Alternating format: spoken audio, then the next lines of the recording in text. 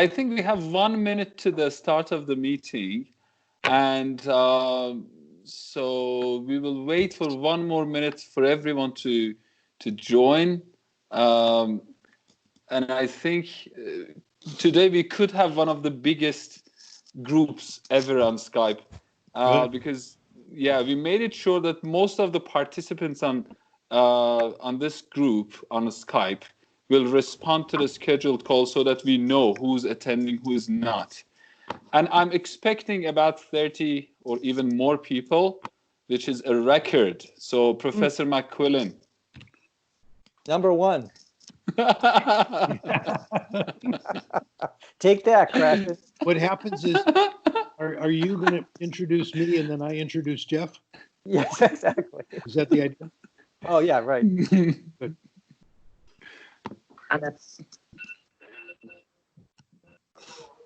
Okay, all good. What's happening? Okay, awesome. It's 9:30 p.m. Iran time, 10 a.m. California time, 2 a.m. Japan time, and we can now officially start the meeting. So, Professor Krashen, over to you, please. All right, we are live. Okay. It is my great pleasure, ladies and gentlemen, to introduce Jeff McQuillan and to show off my knowledge of classical literature. I would like to quote Darth Vader in the Star Wars movie when he meets Obi-Wan Kenobi and they are fighting. And Darth says, "When I left you, I was but the learner. Now I am the master."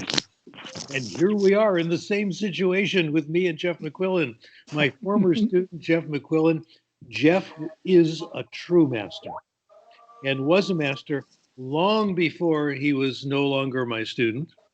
And he continues to be a true master, a master of theory, a master of research in language acquisition, in literacy, and in practice. My recommendation, some great materials. Check out Jeff and Lucy Say's ESL pod, a master of clear writing. I always recommend and quote his book, Literacy Crisis, False Claims and Real Solutions. Dr. McQuillan has a blog. It's called The Backseat Linguist and is by far the best way to keep up and understanding research in a field that is much more confusing than it has to be. These people have caused us problems, and Jeff is the cure. So it is a pleasure and honor to introduce the true master, Jeff McQuillan. Thank you. Thank you, Stephen. Recording. Salam Shatori. How's that? That's good. But Jeff, can I say something here? That sounded more like, are you a camel? Because Chetori and Shotori are two. But well done for the first attempt. Good, Okay. great. I'm turning off my camera for the quality to remain the best. I'm sorry about it. And Professor Krashen and Professor McQuillan, you will stay on camera and on microphone both. Okay. Sorry, are you recording this session? Yes, Bahman, yes. Professor McQuillan is recording the session himself. Ah, brilliant. Great, thanks. Okay, so we'll get started. First of all, I have to apologize. Here in Los Angeles, like in most places, we don't have our businesses open because of this crazy pandemic. And so I haven't had a chance to get my hair cut. I apologize for that. It is, so hopefully that'll won't bother too many people. All right, so today we're going to talk about, I want to talk a little bit about vocabulary acquisition. That's what I'm going to focus on, but I've also been asked to talk a little bit about the podcast and technology. So I'm going to do that, I hope, towards the end. Now, I have to say, I haven't given a talk to university level or anyone really for the last 10 years or so. So I'm a little out of practice. This is the first time that I've talked about this material, which means that one of two things is going to happen. Either it's going to take about 15 minutes and we'll run out of things to say, or it's going to take about 3 hours. So somewhere between 15 minutes and 3 hours, that's what we're going to do today. Let's keep it to, I'll try to keep it to 45 minutes. Okay. I'm hearing some interference. I wonder if everybody can mute their microphone. It'll make it a little easier for the rest of it. Thank you. So I want to start talking about language acquisition or vocabulary acquisition. And I'm going to start by giving you what we think is the best theory we have for how we improve our vocabulary. Are you ready? Okay, here it goes. We improve our vocabulary when we get comprehensible input. There it is, right? Any questions? No? So that's the simple version, right? That's that is consistent with everything else we know about language acquisition. In other words, vocabulary is no different than any other system or part of language. We acquire it the same way by understanding messages, either by reading them or by listening to them. So that's where we're starting. That's what we think is our best guess about how vocabulary acquisition works. Now, we have a couple of reasons for thinking that's true, and I don't want to go through a lot of details of the studies. I want to sort of focus more on the big picture here. So let me talk first about a couple of reasons why we think this is true. The first reason is that we have lots of evidence to show that if you read more, you have a bigger vocabulary, right? So people who read a lot have bigger vocabularies. That's the relationship. Now that's, of course, just a relationship, what we call a correlation. That may not mean that reading more causes larger vocabulary size. So we actually do some experimental work, and there are two kinds of experiments I want to talk about, the short one and the long one. The short experiments that we can do are called read and test studies. Read and test studies. And read and test studies are usually things that you do, takes maybe at 30 minutes, 45 minutes. You can do it in a single classroom. And the researchers bring in a group of students, and the students are given a story to read or some text to read. And the story contains words that the students don't know, or we don't think the students know. Okay. Now, you tell the students, okay, kids, read the story.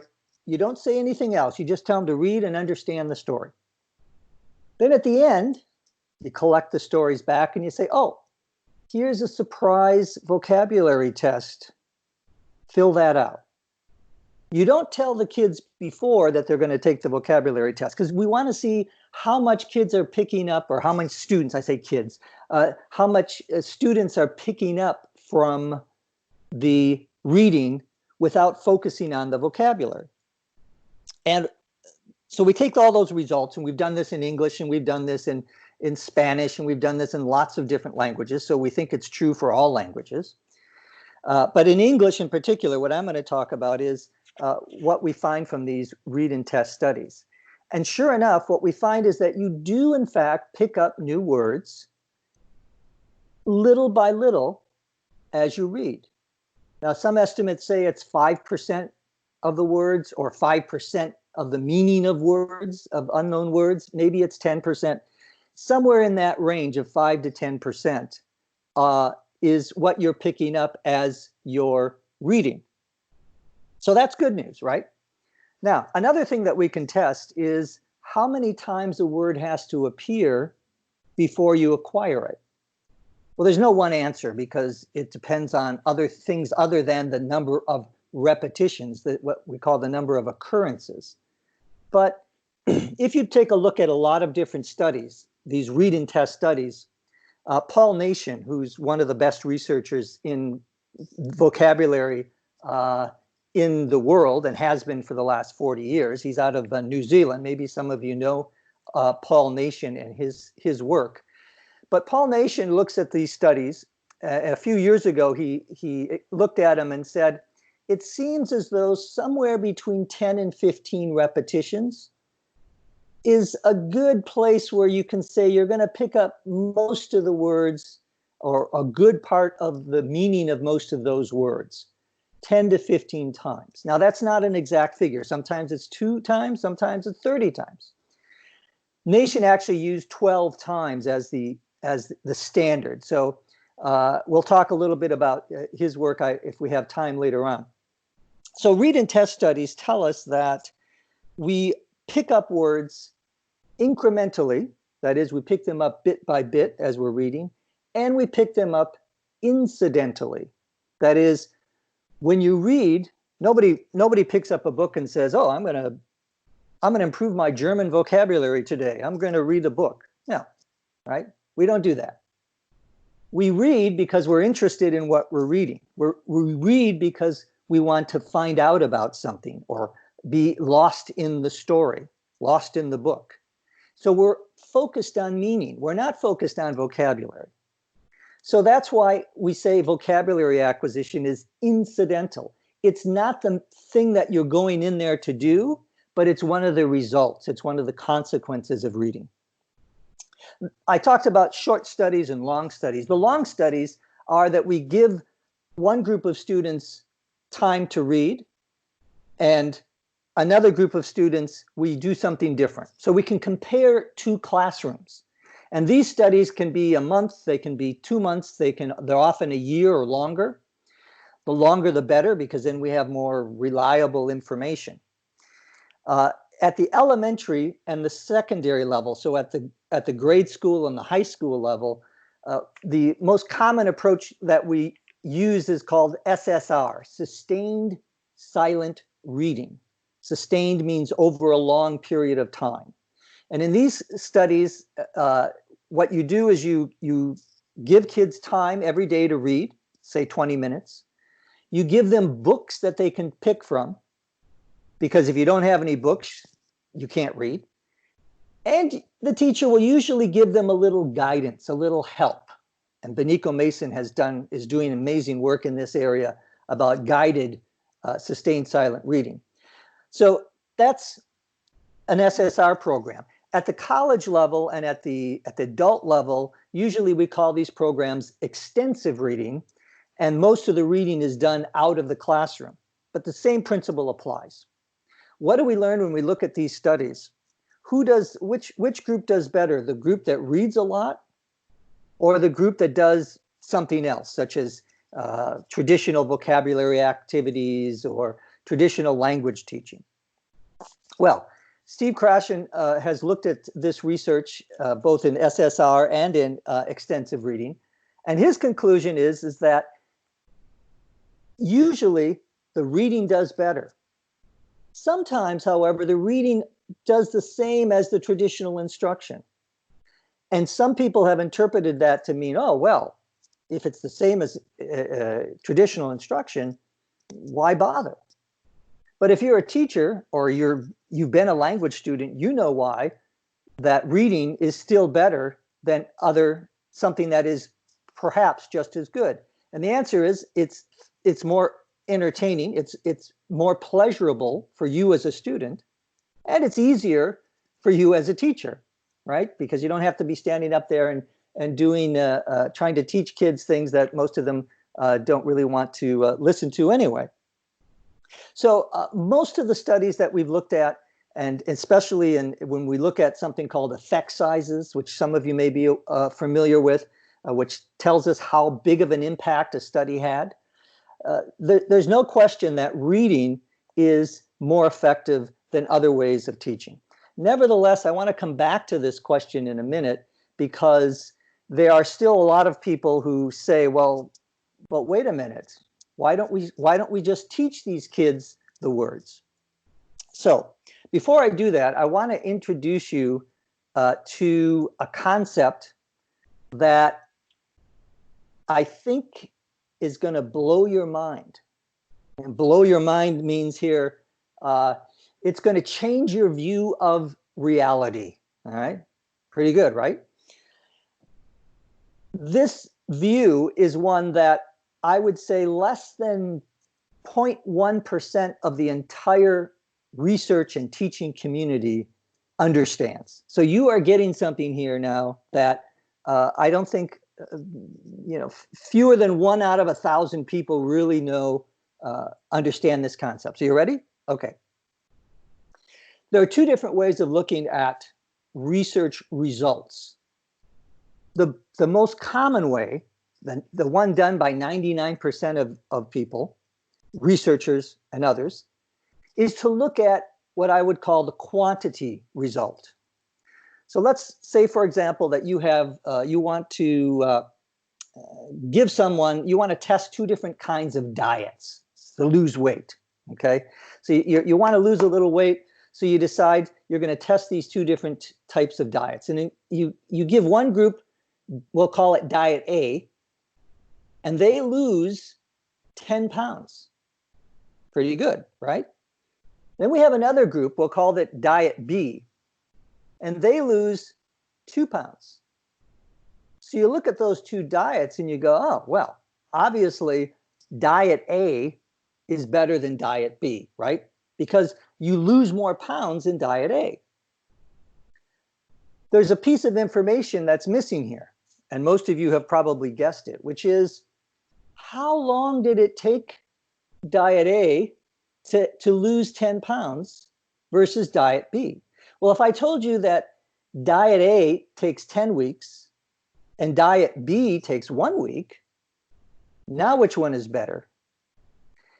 Quantity doesn't tell us the most important piece of information. What we want to know instead is how efficient a method is. This could be a method for teaching math, it could be a method for teaching science, it could be a weight loss method, whatever it is.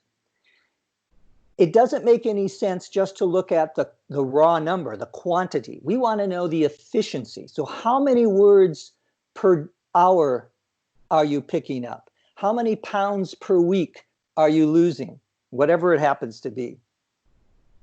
Now, believe it or not, although it makes sense, I think, once you hear it, almost no study that I've read on vocabulary acquisition, with the exception of ones that are done by people who are on this call, Steve Krashen and Benico Mason and a few others, almost no study looks at that question.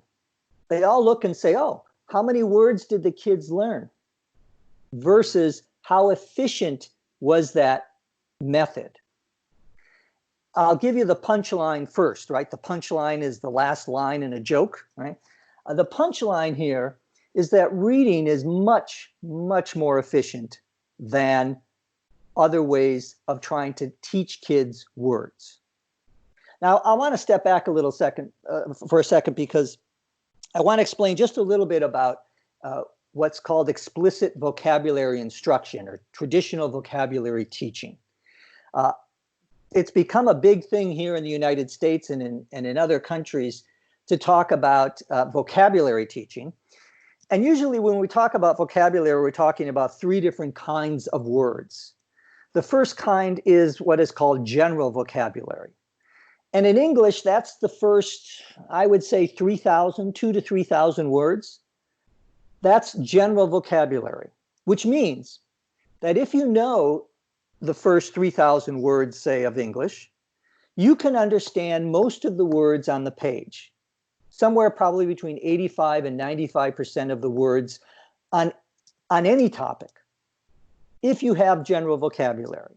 Now, unfortunately, that's not enough to understand adult level text. Even if you understand 85% of the words or 90% of the words, which is a lot, but that's still too much for you to comprehend the message, to comprehend what you're reading. If you only understand 90%, you can do it, but it's hard. It means that 1 out of every 10 words you don't know. And that's really difficult. So even though knowing 3,000 words is a great thing, and it gets you, it takes you from beginner to intermediate or low intermediate, it's not enough. So there are 2 other kinds of words that we need to know. for many topics, there is what's called technical vocabulary. And technical vocabulary are words like photosynthesis, right? The idea that energy from the sun comes down and is converted by the plant into energy that the plant can use. That's a technical term. Comprehensible input is a technical term. Input is a word that we use in lots of different fields, but in language acquisition, it has a very special meaning, right? And we all know what that is. It's understanding messages. So comprehensible input is an example of a technical vocabulary. And technical vocabulary is usually just used in one or a closely related set of fields. So physics has its own technical vocabulary, words like quarks. And psychology has its own technical vocabulary, terms like confirmation bias or other related concepts. So technical vocabulary is important, but it's useful usually just for one particular area. There's a third type of word, and this is the type that everyone has been talking about in the research community in the last 10 years or so, and that is, it could be called sub-technical vocabulary. The word that's more commonly used now is academic vocabulary. And academic vocabulary are words that are used more in school across many different subjects than in daily conversation or in a fiction book and so forth. Now, important to point out here, I say that it's used more in school books, school articles, academic texts, than it is in general or non-academic texts. However, it's still used, that vocabulary can still be found in fiction, in popular literature. And that's going to be a very important point. I'm going to come back to that in a second. First, very important, sip of coffee. Okay.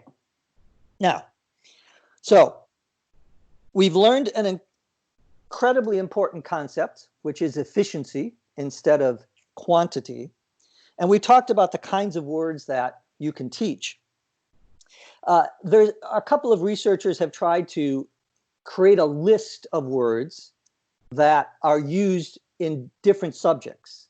And the one that's most popular is a woman by the name of, and I'm blanking out here, Coxhead, Avril Coxhead. She's done some really good work in creating a list of words. And she came up with what's called an academic word list about 20 years ago. And that contains 570 words that are used more often in academic settings and that are an important part of understanding any kind of technical, any kind of rather academic reading. So these would be words like analysis and data and treatment. You could be a psychologist and talk about data. You could be a physicist and talk about data. So that's an example of a sub-technical or academic word that's used across disciplines, across fields of study. So it immediately occurred to people after this list was created, and even before with other lists. So researchers got this bright idea. They thought, well, why don't we just teach everybody those 570 words, right? Because if you have general vocabulary, and you know the teacher is going to cover technical vocabulary, because those are typically words that are about new concepts, we can teach this academic vocabulary, and that will help students in all different areas. Sounds like a great idea, right? So they started to do studies, and they did massive studies. I'm talking studies of 1,000 students and dozens of teachers. And up to date, up to this point, there's been at least about 10 or 15 of these studies that I've looked at, and I'm sure there's a lot more that I haven't looked at. And so what these studies did is try to determine if you could teach students this academic vocabulary. So they did the traditional thing that you would expect. They trained the teachers, they gave them a list of words, they gave them lots of different activities. We're not talking, when I'm talking about this vocabulary, explicit vocabulary instruction, I don't mean just here's the word and here's the definition, or here's the word and here's the translation. Hello is salam in Farsi. Yes, did you know that? So that is the sort of traditional way of doing vocabulary teaching. And what researchers discovered in the early 1980s and the late 70s is that kind of vocabulary teaching doesn't help you understand a text that contains those words. So if you just give someone a simple definition or a translation, and then you give them, a text with those words in it, it doesn't help them all that much, or at least it doesn't help them as much as you might think. So after this was discovered in the 80s, researchers, instead of saying, maybe teaching words isn't the best approach. Did they say that? No. Of course they didn't. They said, well, let's teach them even more. Instead of just a definition, let's give them activities. Let's give them games to play. Let's have them write it in a sentence. Let's have them guess the word and play different games in the classroom and all sorts of activities. In other words, let's spend even more time on trying to teach vocabulary. And that's exactly what these studies did. And I'm not exaggerating here when I say that these researchers have spent a massive amount of time, a lot of time.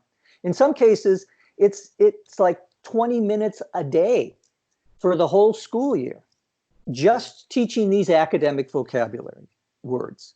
Now, they don't try to teach all 570 academic vocabulary words. They usually pick a smaller set of, say, 100 or 120, something like that. And when they do that, and they look at, so they create two different groups, just like we had Diet A and Diet B. In Group A, we have the students that get this vocabulary instruction, lots of vocabulary instruction, 60 hours a year, let's say. And then we have this other group that's doing something else. We're not really sure what, but it's not vocabulary instruction. Importantly, it's not reading either. They're not comparing it to reading. They're comparing it to doing something else that isn't vocabulary instruction. And usually that's not very well defined in the study. So at the end of the year, we give the two groups a test, and wow, the group that got the vocabulary instruction did much better than the group that didn't get the vocabulary instruction. Sounds like a success, right? But now you know, now that you have had the secret of the universe revealed to you, you know that that's wrong, or at least that's incomplete. That can't be the whole picture, because that's a quantity analysis. It's not an efficiency analysis. How many words did those kids pick up every day or every hour of instruction? And is that better than just plain old reading? Now, remember I said earlier that we have lots of comparison studies between sustained silent and extensive reading programs and other kinds of language teaching. And we know that in those studies, kids do better, students do better, adults do better, first language, second language. No matter where you look, the reading group does better than the non-reading group in most cases, especially if the program is given enough time to last, to take effect. There are other ways of determining how efficient reading is compared to direct instruction. Now, you would think that there would be lots of studies that compare direct instruction to reading. But in fact, there are very few studies. In fact, I would say less than 20 studies that I've come across. When you do that, however, there's no question who the winner is. The winner in efficiency is reading. Let me give you a little sense. I don't want to go through all these studies because I've done a lot of boring articles, which I can highly recommend you read, especially since it's late at night there. You might want to pick one up after this is over. It'll help you sleep, I'm sure. Not you, Beniko, because it's 2 a.m. in the morning in Japan. So here's the big conclusion that I came to. When you compare groups that are learning, that are reading, to those that get reading but also get instruction, the ones that get reading plus instruction, they do better, quantity-wise. But if we compare the efficiency of those two groups, the reading group does better. How much better? Well, in one analysis that I did, I looked at storybook reading. So these were kids that were haven't learned to read yet, but the teacher would, sit up and read a book and talk about the story with them.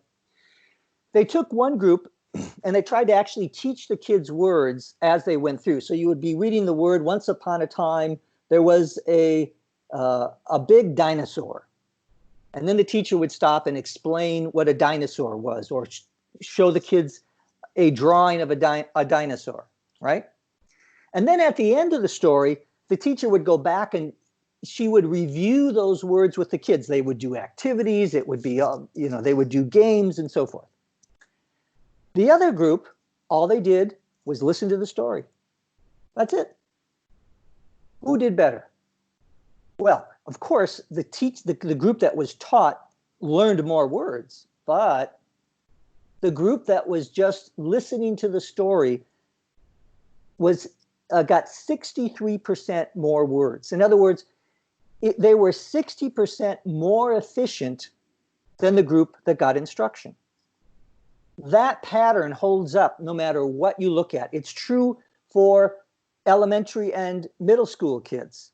If you take one group and you give them reading, and you take another group and you give them instruction, the instruction group will do better in terms of quantity, but not in terms of efficiency. I've looked at studies for second language learners, adult learners, and when I look at these studies, same conclusion. Now, there's another way to try to compare different kinds of methods, and I'm up to 35 minutes here, so I'll try to wrap this up because I know some of you want to hear a little bit about technology and some of the other work I've been doing in the last 20 years with podcasting. But let me just give you one more piece of information before we move on. Another way of examining how efficient reading is, rather than instead of giving someone a bunch of reading to do and then coming back in 5 months and testing them, we can look at the texts themselves. We can look at the books themselves and see how often, how frequently words are repeated. Remember, I mentioned earlier that the more you have words repeated, the more likely you are to acquire them. And Paul Nation and other researchers have said, if you look at those read and test studies, those short-term studies, what we find is about 12 repetitions seems to be about right. It's not going to give you 100%, but it'll give you pretty close. If you look at a bunch of books and see how many of words that you think kids won't know, such as academic words, and see how many times those are repeated, we can give an estimate of how many words you can pick up, how many words you can acquire by reading those books. So Paul Nation actually is the one who first did a wonderful study about this in Reading in a Foreign Language, the journal published out of the University of Hawaii. I did a follow-up study. I looked at 22 books. I looked at 22 young adult fiction books. So these are books that would typically be read by a second, third, fourth, fifth grader in English in the United States in their native language, or a lower intermediate student, a lower intermediate student in a second language program. Okay, so if those of you who are familiar with Benico Mason's work in storytelling and guided sustained silent reading, this would be after you got through that. So these are not beginners. These would be intermediates or lower intermediates, okay? So what I did is I looked at these 22 books and I put them all in a computer program. And it ended up being about 1 million words. We call this a corpus. A corpus is, as some of you probably know already, a corpus is basically a list of all the words that appear in a text. So in my particular corpus, I had 1 million words. Pretty good, okay? A pretty good sized corpus. What I found is that, and I decided to focus specifically on academic vocabulary. Remember I said earlier that academic vocabulary occurs much more often in school texts than it does in general or nonfiction texts, but it also appears in non-academic or fiction or general nonfiction. So those words do appear in these stories. Do they appear enough for you to acquire them? And what I discovered is, absolutely. Yes, they do. They absolutely do appear frequently enough. In fact, 84% of all of the words of that 570 word list, 84% of them appear at least once. And I have to check myself I'm giving you the right data here. 45% of them occur 12 or more times, which means that about half of that list can be acquired just by reading stories, just by reading fiction. Okay. That's a pretty, I'm going to ask you to mute your microphone if you came on. Thank you. So that's a pretty good chunk of vocabulary that you can pick up just by reading stories. It would take you, in case you're wondering, it would take you about 115 hours to read that much English. If you were reading at about 100, we'll call it 150 words a minute. That's what I've used, because that's what fourth graders in native English speaking fourth graders read at about 150 words a minute. It also is it's a low estimate for what intermediate readers in English as a second language read. So it's a good rough general figure. It would take you about 115 hours to read that. If we compare, well, that ends up being, I'll do the math for you, that ends up being about 0.03 words per minute, or about roughly 2 words an hour. So every hour that you read, you're picking up 2 more academic words. Remember, these are the words that are going to help you when you read your school text. So that's a pretty good payoff. That's a pretty good reward for reading, about 2 words an hour. How does this compare to those researchers that did the studies on teaching, on explicit teaching, direct instruction, traditional vocabulary instruction? I found that typically, if you are in a classroom where the teacher is spending lots of time teaching you words, you will learn about 1/3 of a word per hour. Or to put it in other ways, it would take you 3 hours to learn about 1 word. If you read, you would learn a new word every 25 to 30 minutes. You would learn 2 words an hour. So which is better, 1/3 of a word per hour or 2 words an hour? 1/3, 2. I think I'm going to choose 2. I often get emails, and at this point I'll try to transition and talk a little bit about the podcast. I often get emails from students that are taking the TOEFL or the IELTS. These are the admissions tests, right, that international students often have to take to get into American and English language universities. And people say, Dr. McQuillan, I've got to take the TOEFL test 6 months from now. What should I do? The first thing I tell them is, well, how much time do you have to spend? And they'll say, oh, I can spend 2 hours a day, 3 hours a day. I say, okay, great. You should spend that time reading all 3 hours.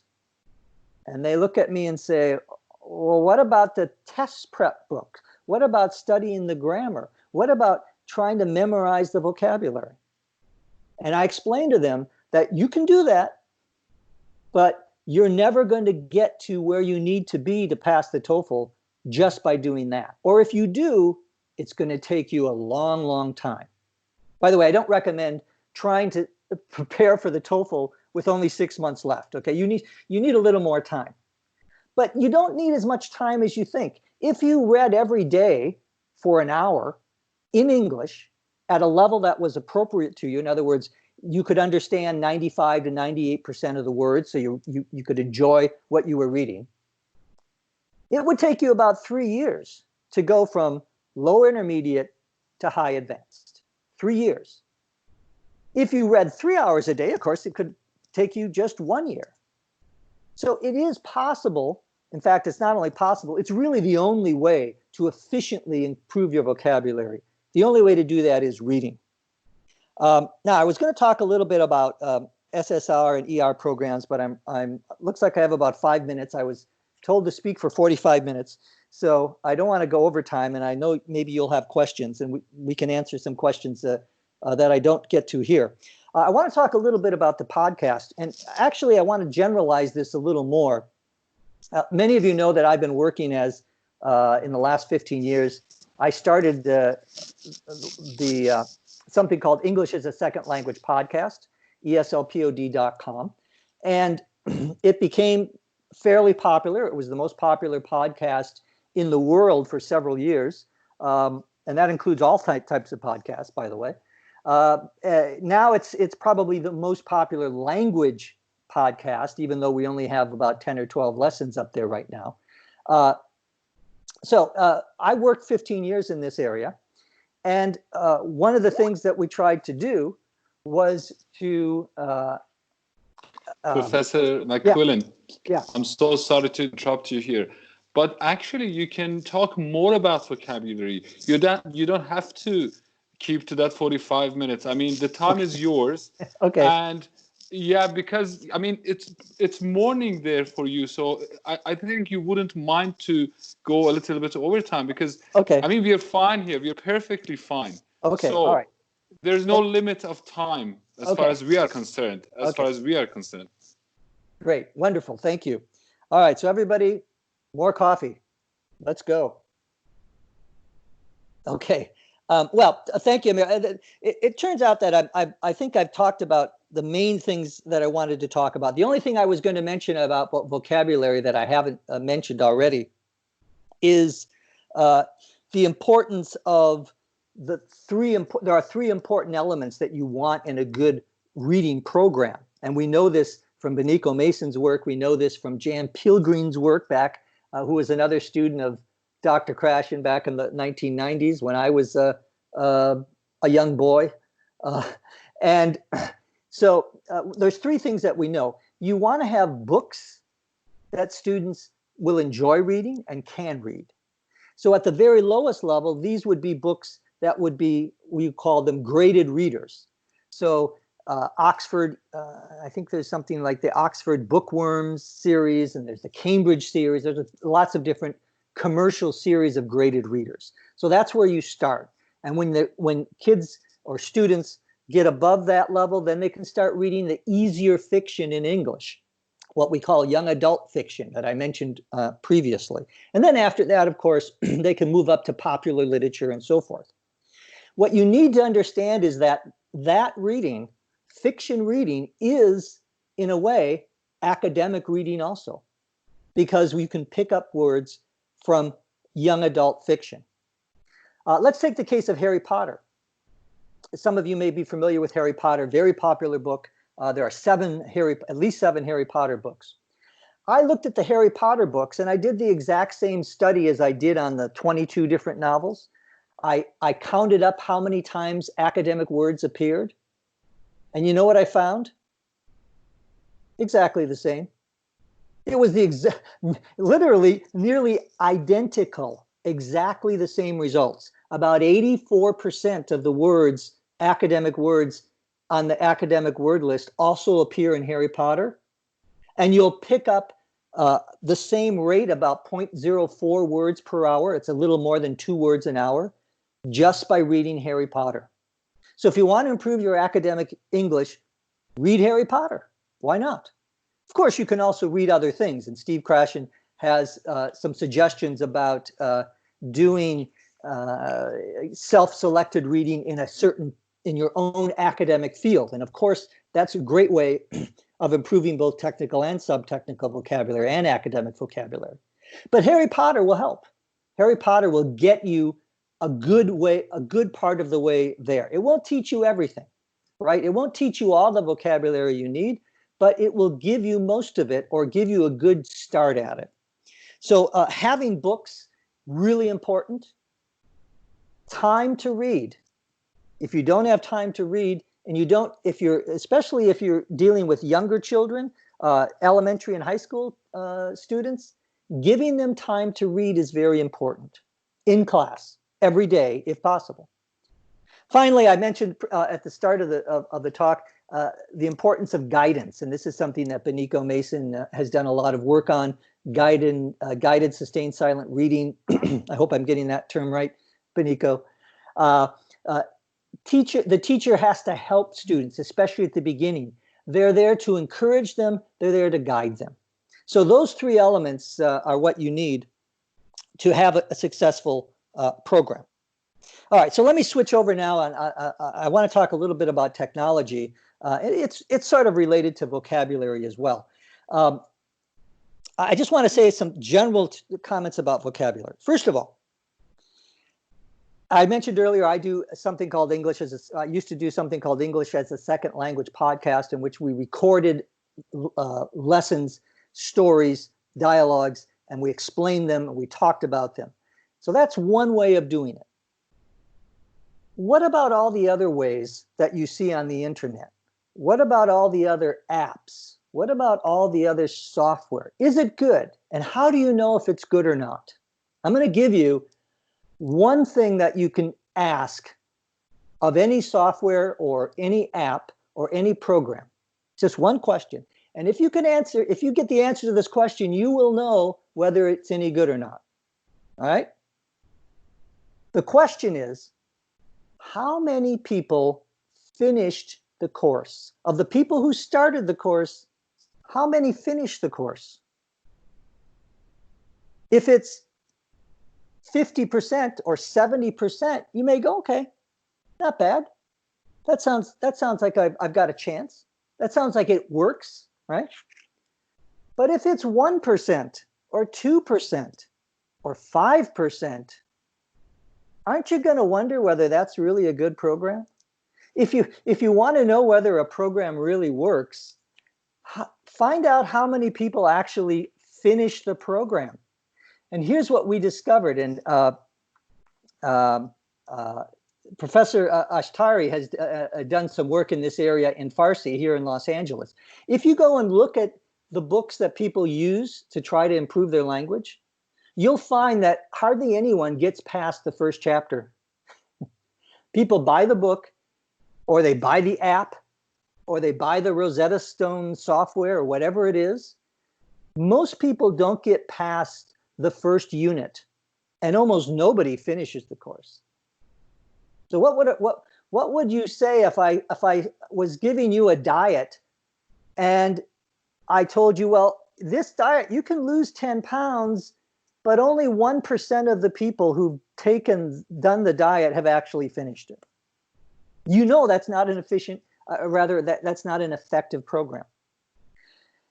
How is it then that we have all of these apps, all of this software, and none of it works?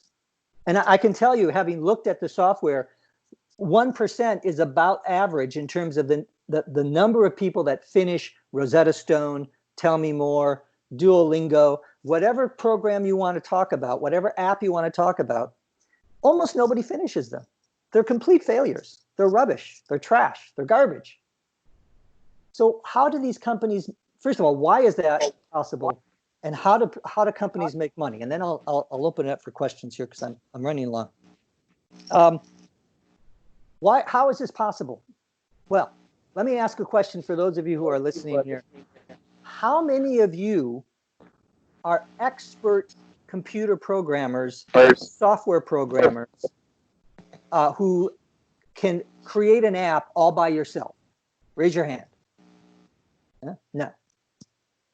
I'm guessing, I don't know you, but I'm guessing almost nobody fits in that category.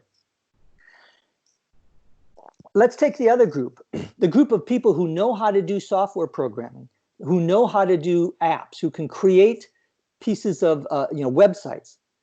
How many of those people know anything about language teaching? The answer is pretty close to zero. I know this because I've been asked by different software companies here in California. They've asked me my advice, and I've given it to them, and they go, "Oh, okay, thanks," and they walk away, and they go and they do the traditional instruction just as they've always done it. So that's why.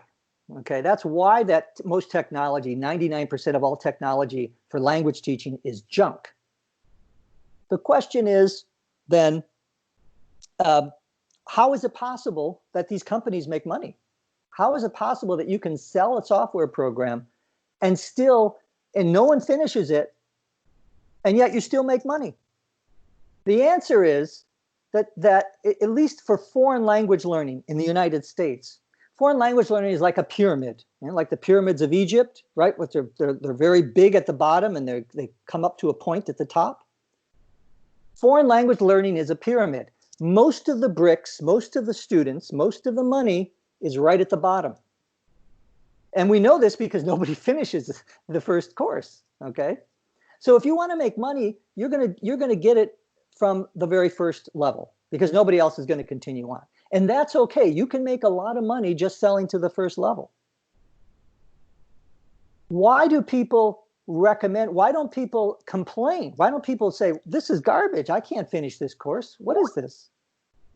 Here's the answer. And I just read this morning, literally, a paper by Professors Krashen and Ashtari about Farsi, about books to learn Farsi here in the United States that you can buy. And what Professor Ashtari and Professor Krashen found is very similar to what I found when I looked at other languages like French and German and Spanish, which is hardly anybody finishes it. Why? Well, Ashtari and Krashen speculate, and I think they're absolutely right, that there are at least two reasons why. Number one, people blame themselves. I'm not a good language learner. I must not have very much talent for language learning. Oh, I tried, but I've never been very good at that. So instead of blaming the software, which is garbage, they blame themselves. The other reason is basically the same, which they'll say, well, I didn't have enough time. If I'd spent more time on it, if I was more motivated, I'm pretty sure I would have done really well. So nobody blames the software because they're too busy blaming themselves. Will this situation change in the near future? Probably not. Probably not. I doubt it very much. Because you've got to get these two groups, the people who know about language teaching, you guys, and the people who know about software development. Those two people need to work together. And until they do, we're probably not going to see a lot of good technology to help language acquisition. I wish it were different, but there's no economic incentive, right? There's no economic reward for companies to try something new when they can make money on the old stuff, when they can just copy what everybody else has been doing for the last 50 years in traditional language instruction. That's kind of a downer, right? It's kind of a bummer. I don't mean to end on a negative note. The good thing is, however, that you're out there and you know what good language teaching is, and you can show that to your students. If you're a language teacher or if you're a professor, you can teach that to the others. I'm getting some feedback here. Teach that to other people who are going to be teaching students. Okay. That's kind of my presentation, Amir. If you want to open it up to questions, I'm happy to do my best. Thank you so much, Professor McQuillan. It was really awesome. Thank you. I was getting so many messages from my colleagues here that this session is just one of the best for sure. And just like I told you, you have hit the record of nearly 40 people. Oh, wonderful. So I congratulate you on this. This was really awesome. Thank you. And Professor Krashen, we will start with Professor Krashen and Professor Mason, because I think much of what you said is in line with Professor Krashen's kind of thinking and also Professor Mason's. Professor Krashen, will you please, if Professor Krashen is there, is he? Or Professor Mason from Japan, if you are still up, I mean, it's nearly 3 a.m. in Japan time. No, I have enjoyed every minute, every second of Just Talk. That was wonderful. Yes. Good. Thank Awesome. I've got a lot This of is great. to say, if I am allowed. Please go ahead. Please. We have done a very similar thing, Jeff. My colleague, Ken Smith, went through the 215 Grimm's fairy tales to find out how much academic words were included in it. And I don't remember it because I couldn't find the data, but Ken can tell me later. There was quite maybe one third or half of the academic words were included in it. And I also did the 20 Shakespeare play, and it was, again, there were lots of them, like 50% of the academic words were included in Shakespeare play texts. And so when you tell a story, like, they talk about like an investigation and stuff like that. And so, so when you tell a story, like we do with the comprehension aiding supplementation, students can be exposed to these academic words from listening, and then they can read books like you were saying, the books for young adults, and then easy bestseller books. They will be, I think, more than ready to go on to the university classes at the level of 101, like a psychology 101. So we don't. Dr. Krashen and I think, have come to a conclusion. We don't need any academic academic classes. All the students need to do is listening to stories and read books, and then they can go on to the. When the students read 1 hour a day, they can gain about 200 points on the TOEIC, which is about 27 points on the internet-based TOEFL in 1 year. 27 points.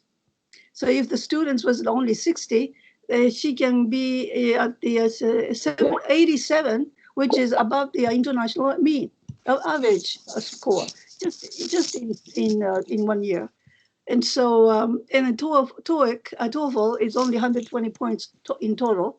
And so 27, and again, the next year, she could gain 27 points from 80 something.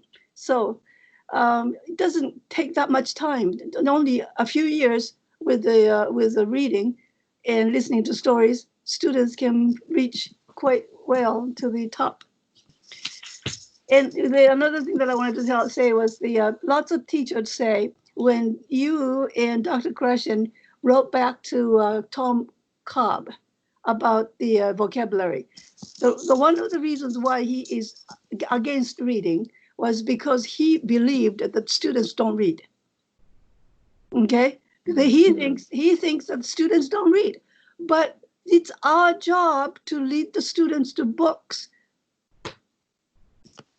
I've got a lot more things to say, but I don't want to. Thank you.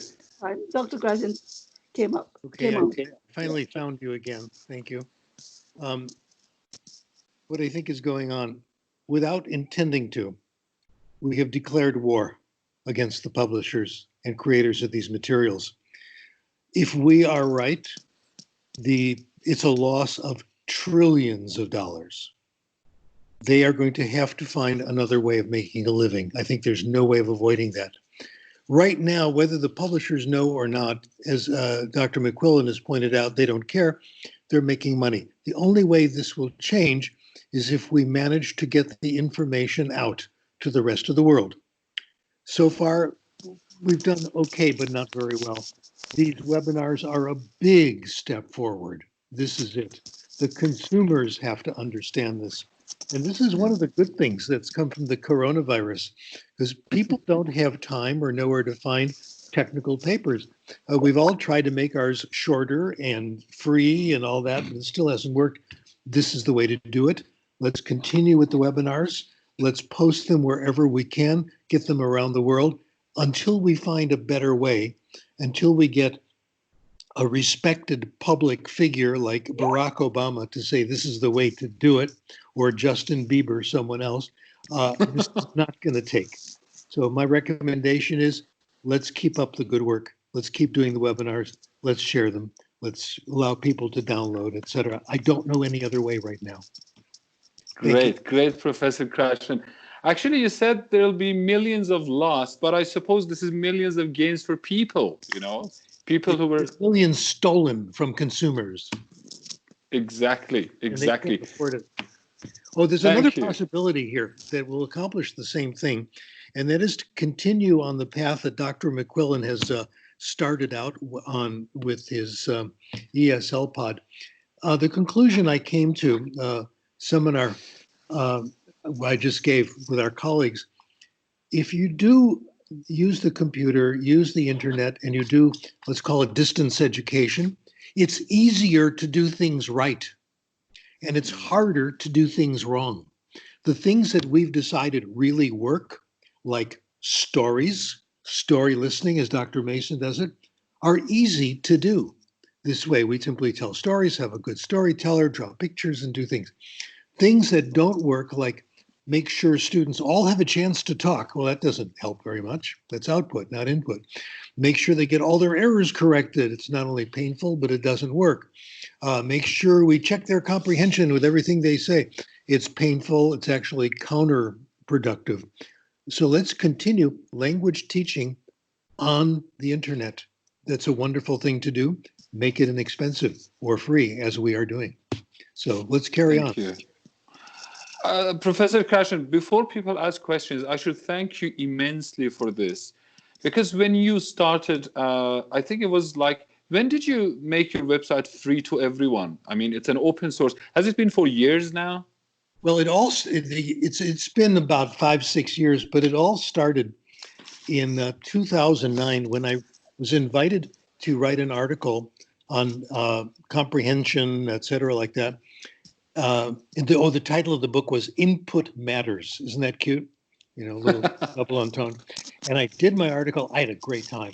I wrote all the evidence, got it all together. I looked at literacy research, second language, first language. I had a section on animal language, and I even had a long appendix on what will happen when the aliens land. When they come, maybe they're here already, right? From Zeta Reticula, how are we going to talk to them? It might just be telepathy, which means we're out of work. And I had a great time with it. But they published it.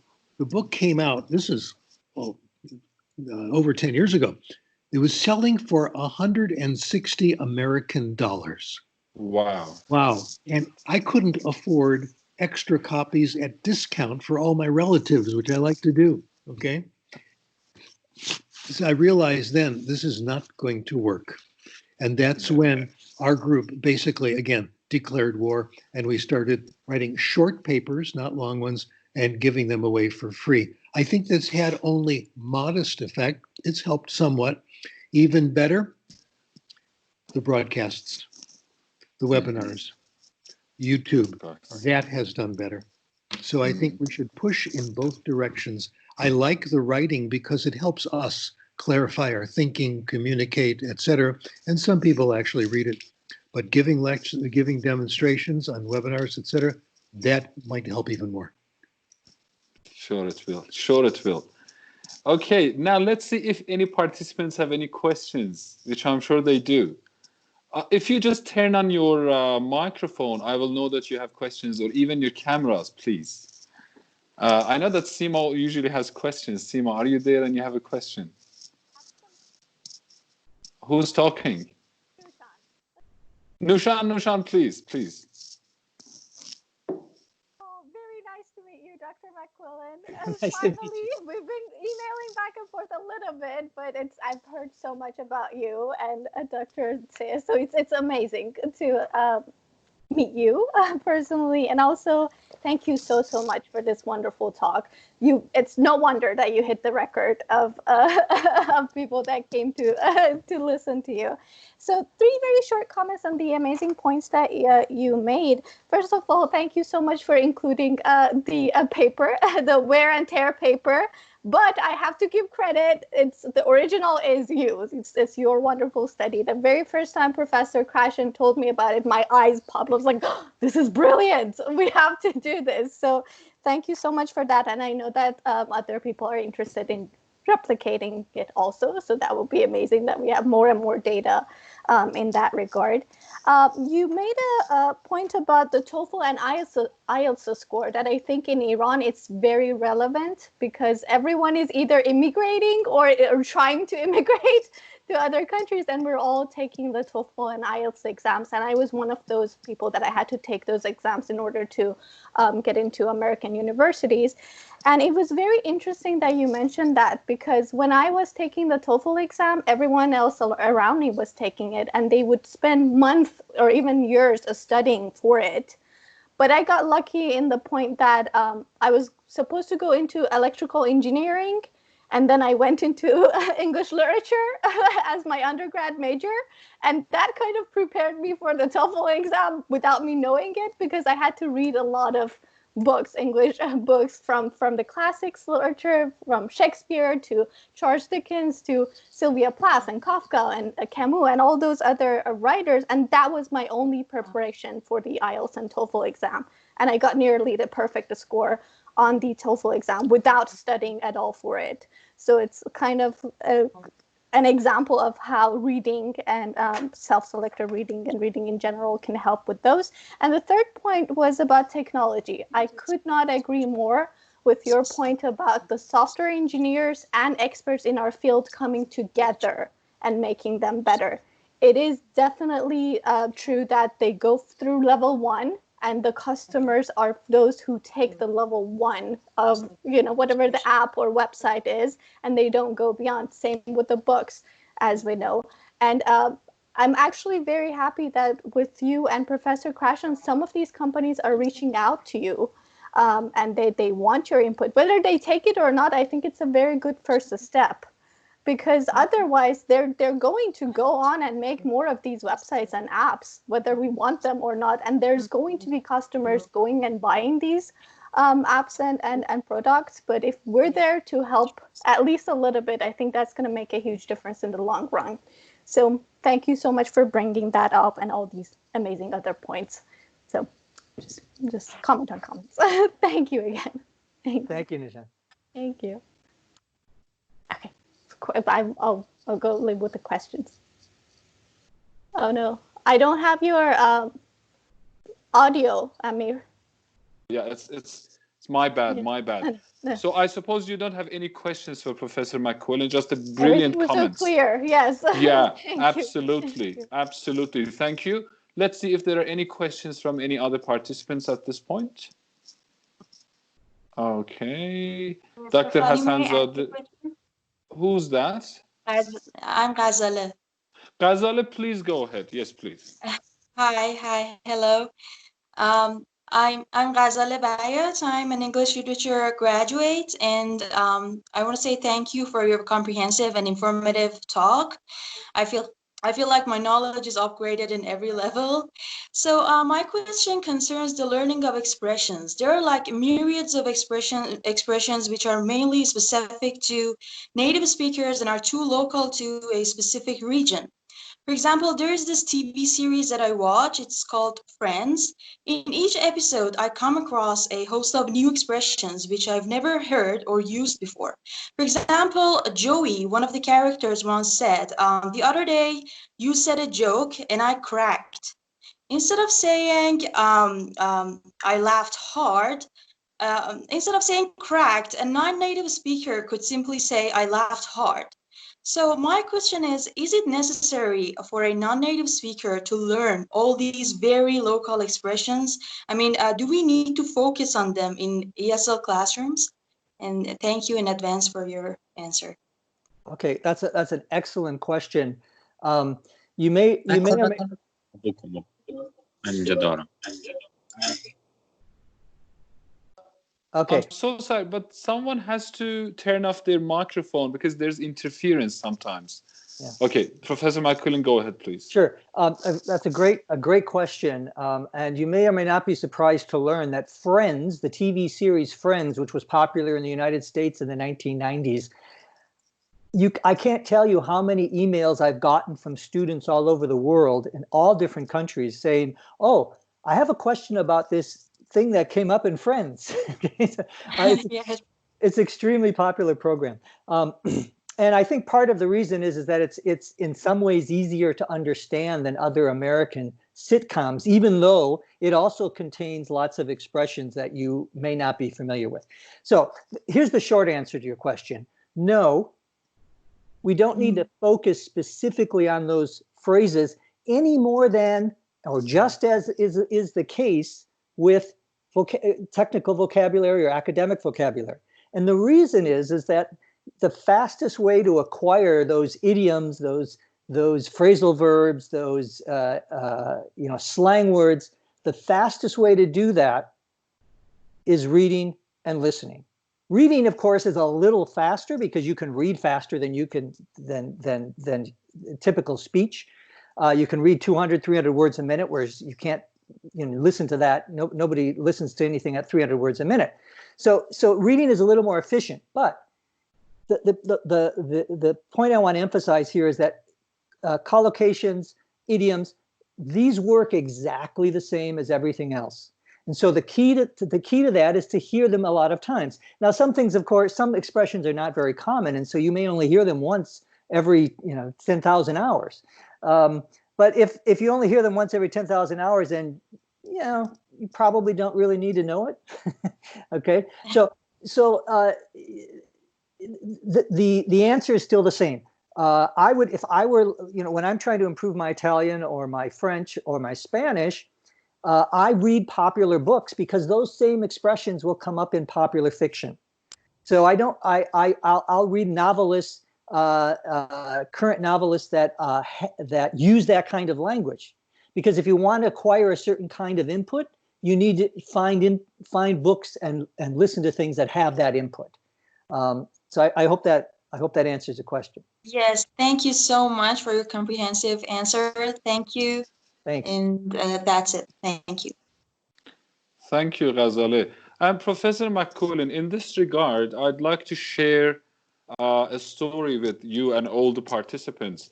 One of my friends was actually preparing for the GRE exam, and she was reading this thick book, which was mainly about vocabulary of some kind. Yeah. And then at that time, we had this friend of mine from Australia. She's a native English speaker, originally from Britain, now living in Australia. She looked at the book and said, I don't know almost half of these words. And the person I'm talking about is a 70-year-old woman, and she's been a teacher for like 40, 50 years. Yeah. So there's a myth in this regard, and some students, especially learners, or people who are not in the profession of teaching, they think that they should know all the words in a language, and they assume that native people know all the words and idioms. But I suppose that this is just a myth, not a reality. Absolutely. Okay. Yes. Yeah. Any questions? Any other questions, everyone? Yes. Can I? Damien, please go ahead. Damien. Yeah. Hello, Professor. It's an honor to have you here with us. Thank you. My name is Amin Rafi, and I'm a teacher from Iran Zamin. My question was that how can we encourage the students to start reading the books?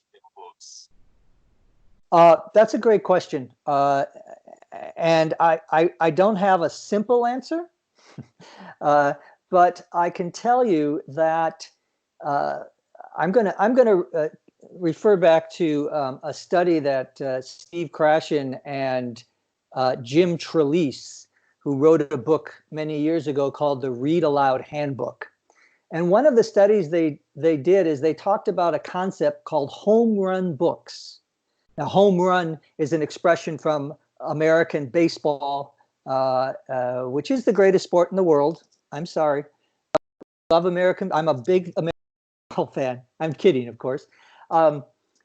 It's an expression that the home run is when you hit the ball and it goes out of the park, it goes out of the stadium, and you score at least 1 point and often more if there are other people on base. So a home run book, when we use that expression in American English, usually means something that is immediately and massively successful. Okay.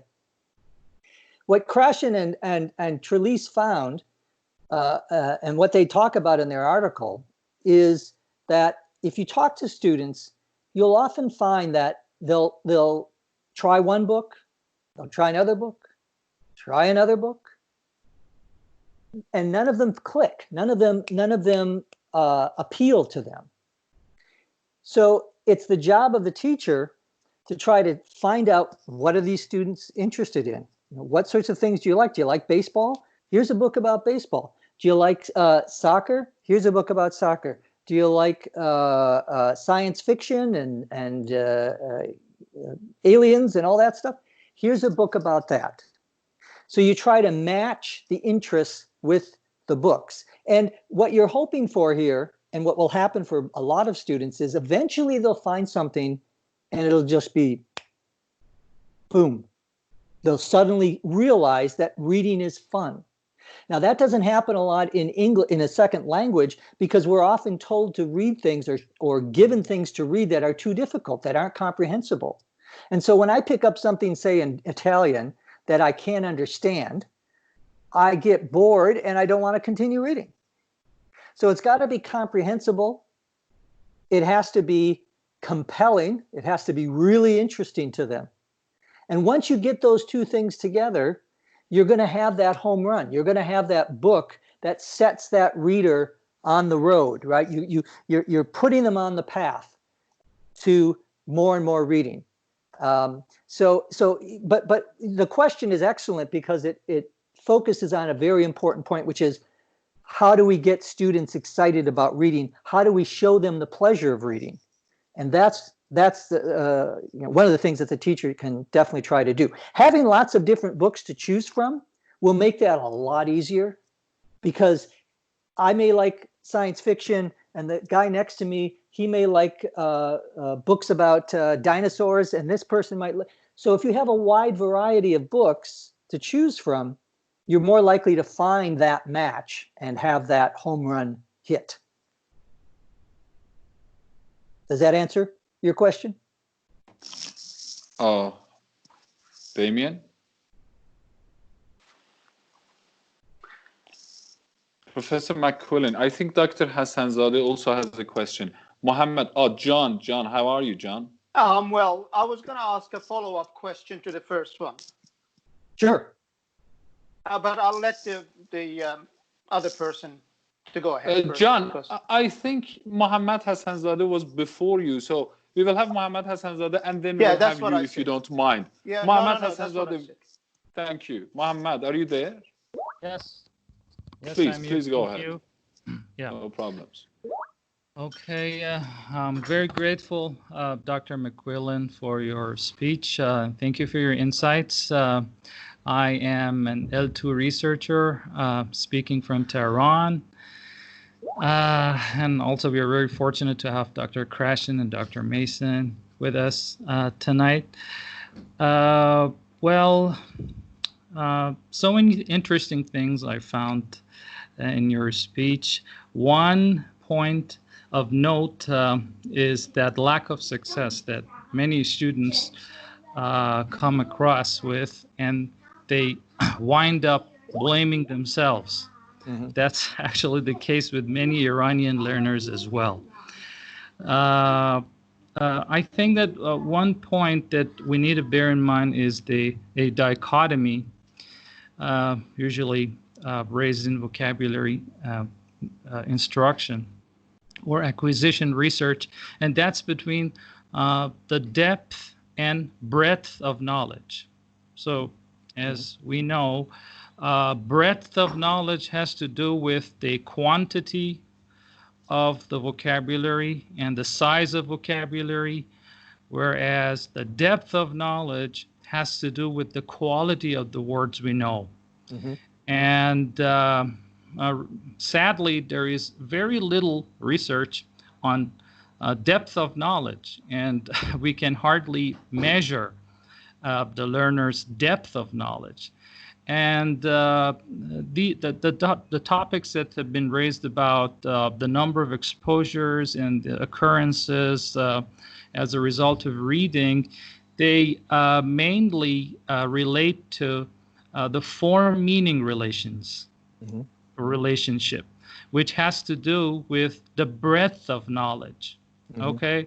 However, I think that researchers and L2 practitioners have to conceptualize or think of more creative tasks in order to be able to enhance L2 learners' depth of vocabulary knowledge. Professor McQuillan rightly mentioned some works by Paul Nation, and particularly I want to pinpoint his seminal 2013 work, the framework that he presents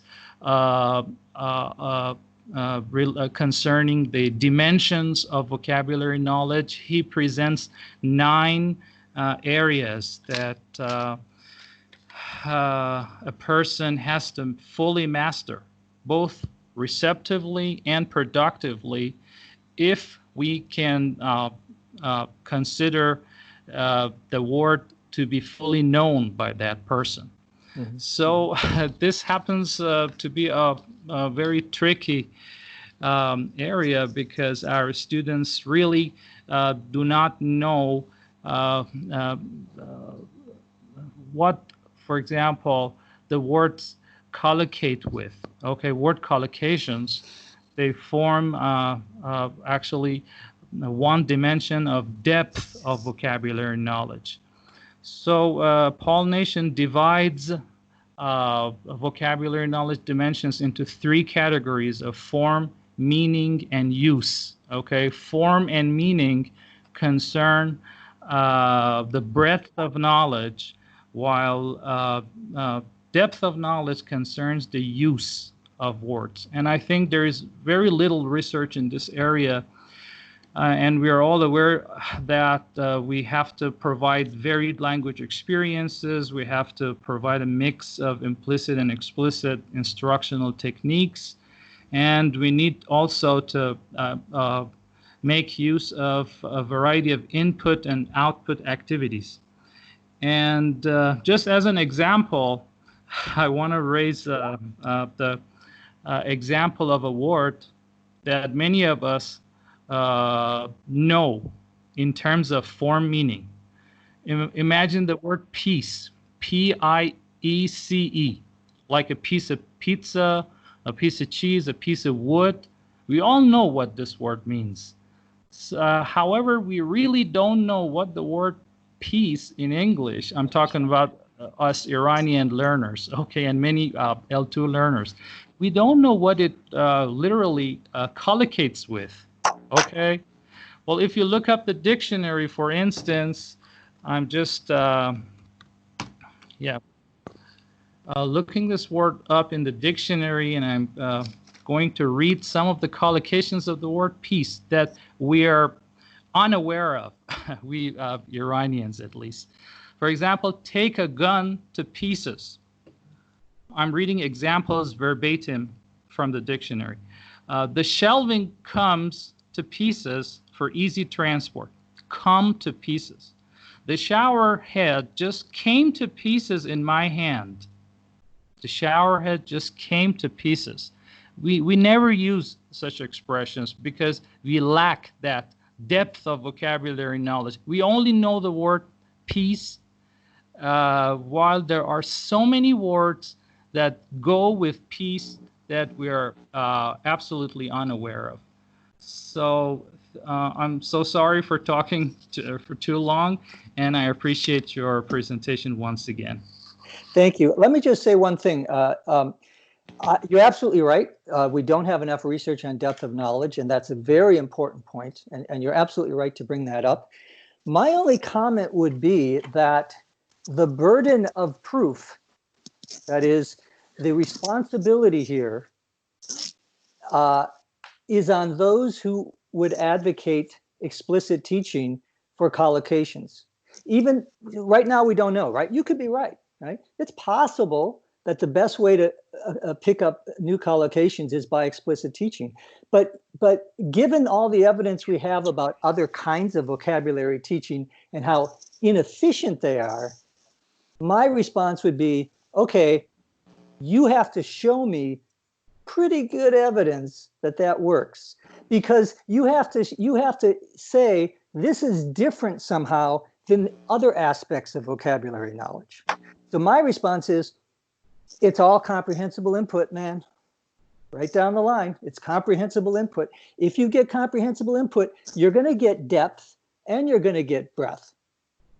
And the fastest way to do that is still comprehensible input. But you're absolutely right. We don't have good, solid research on this. And so we need to look more at it. And I hope that you and other researchers do that. But I'm going to stick with my original position because I think the burden of proof is on those who are trying to argue otherwise. And for so long in the field, it's been the other way around. It's been those of us who pushing reading had to somehow prove that this was as good as vocabulary teaching. And I think we're at the point now where the tables have turned, right? That the situation has reversed. And those who are advocating explicit instruction, okay, show me your data, show me the information, show me the studies that actually show that. And if not, then those are ones that, you know, are probably worth attempting. Thank you.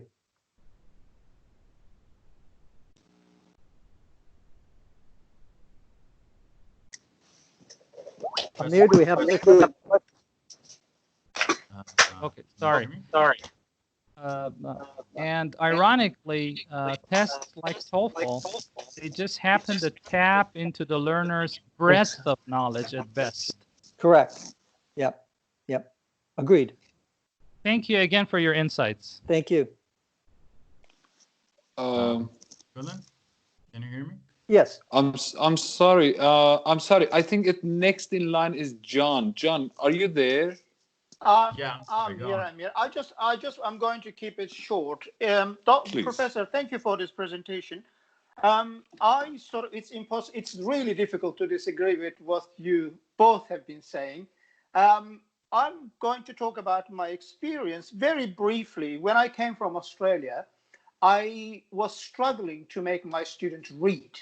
I'm not talking about making them read books, making them read reasonable size articles. And I really couldn't comprehend, couldn't understand what was going on. So luckily, 2 years ago in TESOL Kuwait conference, we had a scholar who came from Dubai. Apparently, this is a regional thing in the Gulf area. Children don't like reading. That's full stop.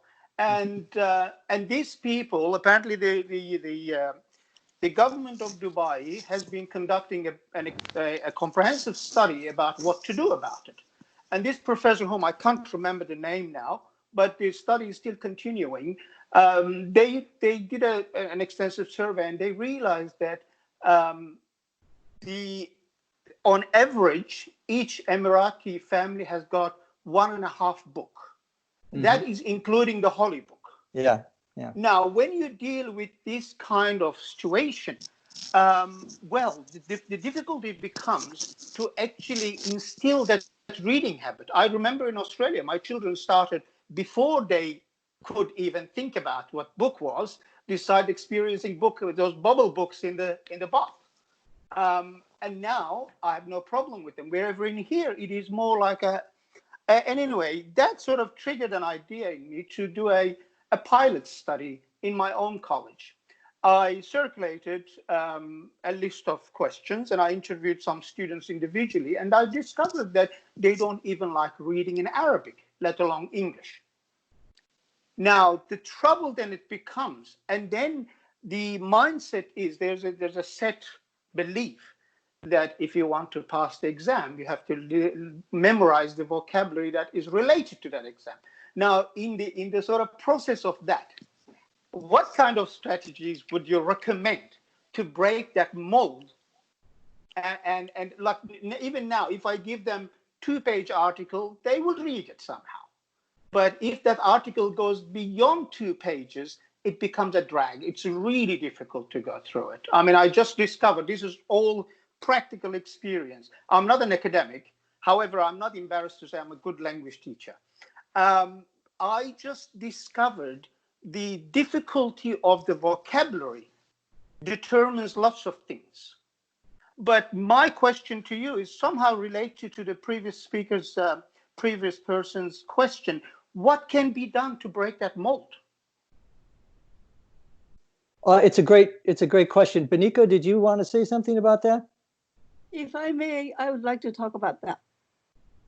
Please. Okay. Yeah. Okay. Japanese students don't like to read either.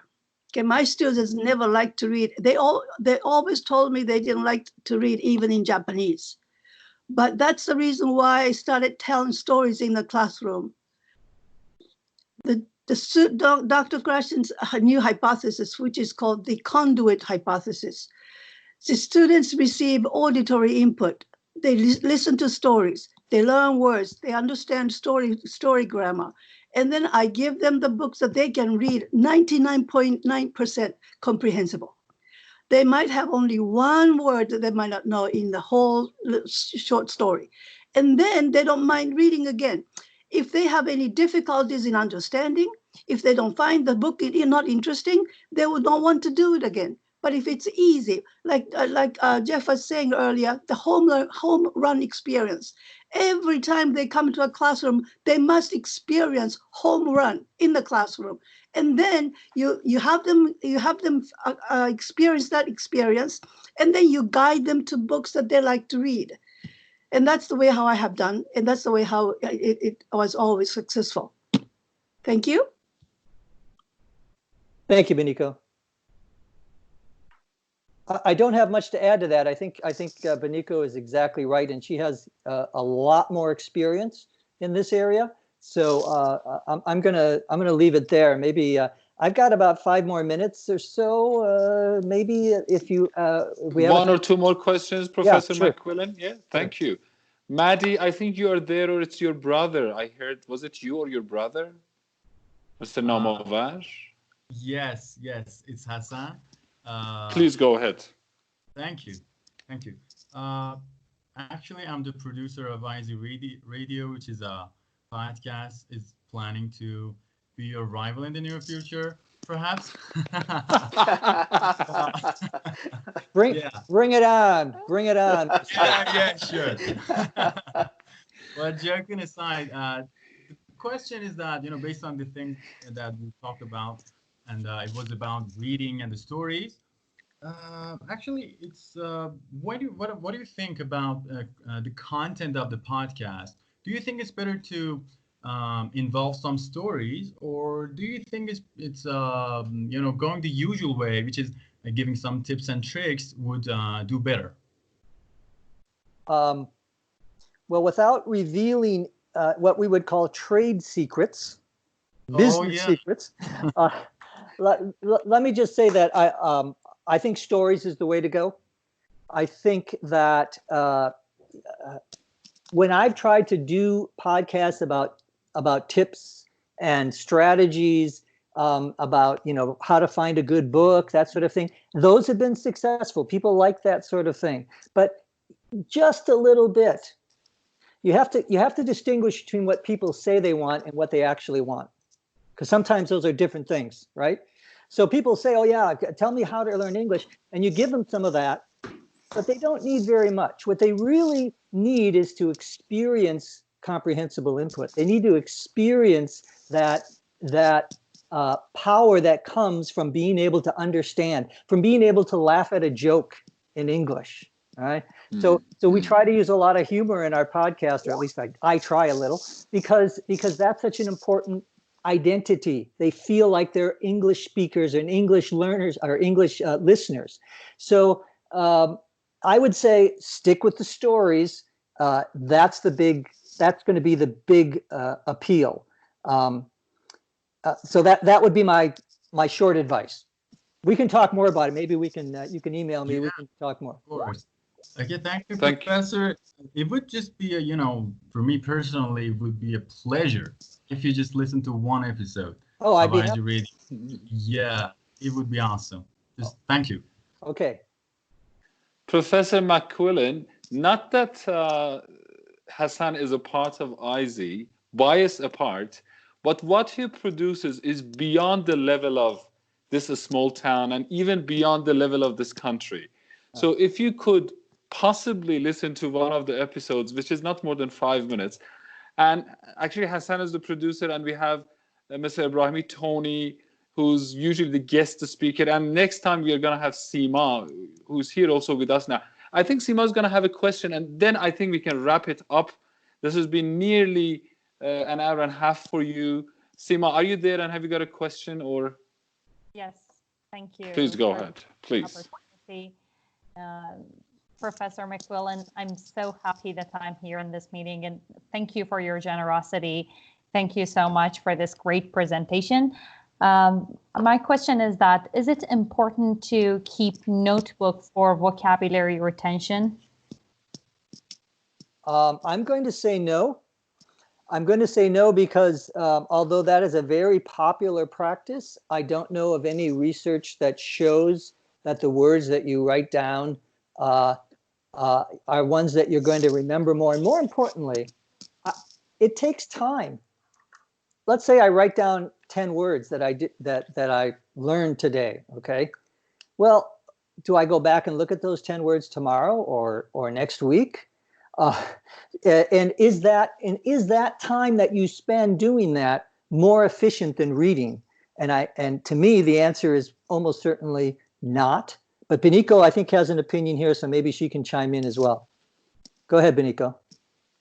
No, you are right. Exactly. Even when you spend time writing the words in the word notebook, you will not look at it again, and you will forget. Even when you try to memorize it, if you are not ready to acquire that word, then you will never remember. Yeah. Yeah. Great. Thank you so much, Beniko.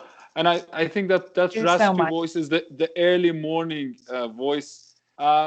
Professor McQuillan, if I promise this is going to be the last question, very quick question. Sure. Golnar Farnudi, I suppose you've got a question if you're there. And this could be the last question before we close the meeting. Okay, Golnar, are you there? Sure. Yes. Hi. Hi. Hello. It's actually a follow-up of the previous question. I do understand that we want them to listen and watch and acquire everything. But because this is my own problem as well, what do you do about spelling? Well, I'll give you the short answer, which is spelling also comes from reading. Spelling comes from reading. Dr. Krashen has written a couple of incredibly exciting technical papers. Well, technical papers anyway. And he will tell you the same as I can tell you now, which is that we become better spellers the more we read. Let me give you just one little piece of evidence for that. I used to teach Spanish. Okay. I was a maestro de español por muchos años. Sí. Muy bien.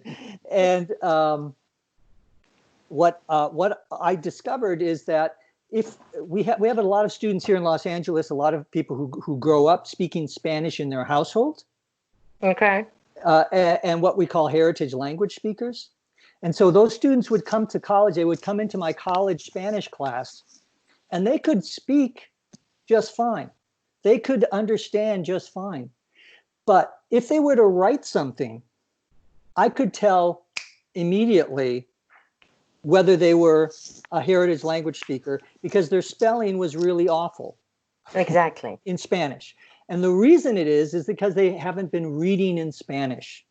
Now that's anecdotal evidence, right? That's just a little example that I can give you.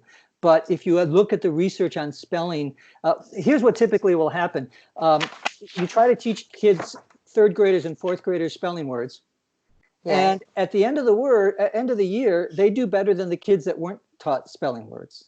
But then by the time the kids are in sixth grade, the kids that weren't taught spelling do just as well on spelling.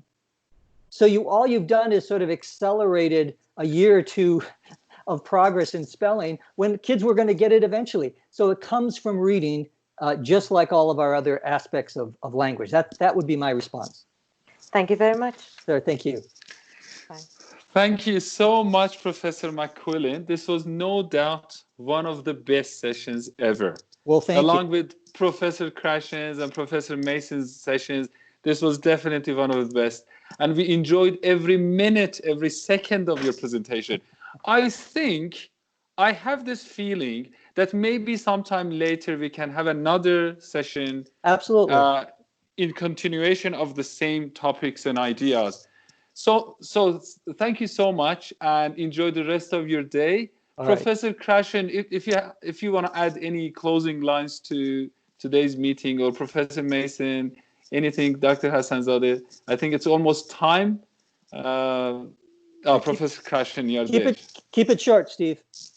Okay, I just want to recommend you're going to my website and reading a letter that I got published in the Washington Post about Donald Trump, about his reading habits.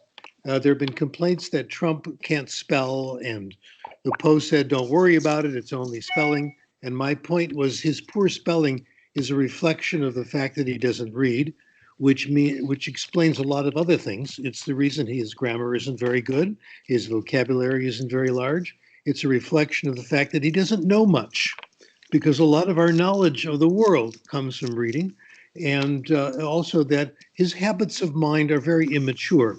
Readers, as we know from the research, don't rush to easy solutions, and they're open to different people and different ideas, which means they're the opposite of Donald Trump. And the amazing thing is that the Washington Post published that letter. So there, and I'll be happy to send copies out. Okay. Thank you, Professor Krashen. Thank you, Professor McQuillan, again. My pleasure. And one word in Farsi, tashakkur, which is originally Arabic, actually, tashakkur. Yeah. Thank you. Thank you. All right. Bye-bye. Have a good time. Bye. Jeff. Thank you, Jeff. Thank you, Professor Krashen. Thank you, everyone. Thank you. Goodbye. Thank you, everyone.